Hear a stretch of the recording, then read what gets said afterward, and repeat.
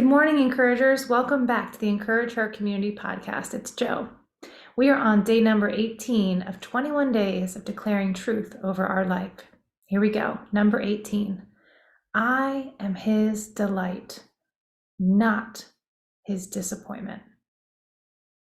I am his delight, not his disappointment. We are his delight, not his disappointment. I'm not sure how that's hitting you in this season or today, in this moment.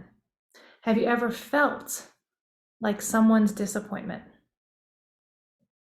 Maybe your parents, maybe your spouse, maybe even your children, a friend, a boss. Have you ever disappointed someone before and walked around and carried the weight of feeling like that disappointment? Here's the thing. We never, ever need to feel that way with God. We are never disappointing him. He knows us. He knows us before we were made in our mother's womb. He knows the mistakes we're going to make, and he forgives us in advance. We are free. We don't need to feel or worry or assume anything in regards to feeling disappointed by God, because he is not like us.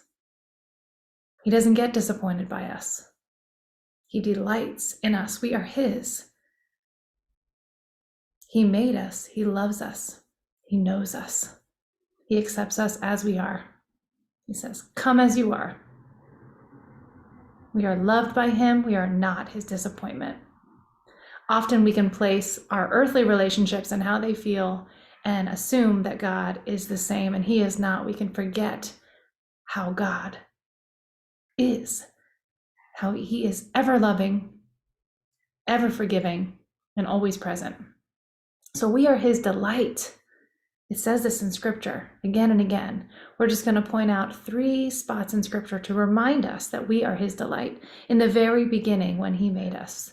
If you remember in Genesis, he made all of creation.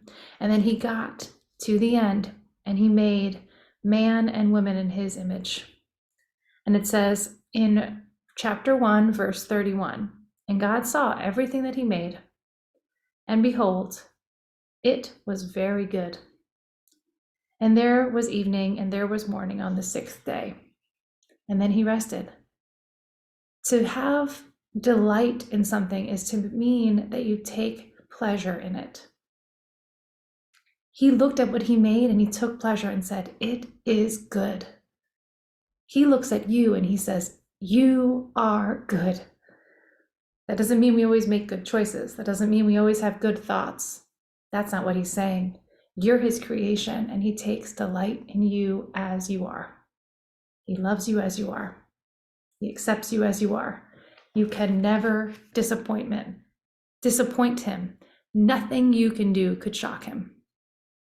It's not new news to him. He made you. We need to remember that. We need to sit in that when we're feeling less than. Here we are in Psalm 149, verse 4. For the Lord takes pleasure in his people. He adorns the humble with salvation. He takes pleasure in his people, all his people. We are his.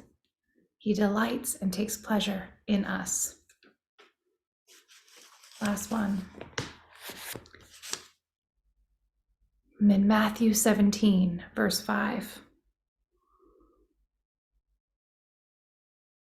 If my eyes will work with me, I'll be able to see it. He was still speaking then, when behold, a bright cloud overshadowed them, and a voice from the clouds said, this is my beloved Son, with whom I am well pleased. Listen to him. So here it's God speaking to the disciples about Jesus. This is at the Transfiguration. He says, he's my son, and I am pleased with him. He loves his children.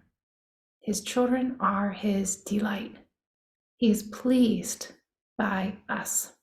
We are never a disappointment. We are always a delight in the eyes of God. Declare this over your life today.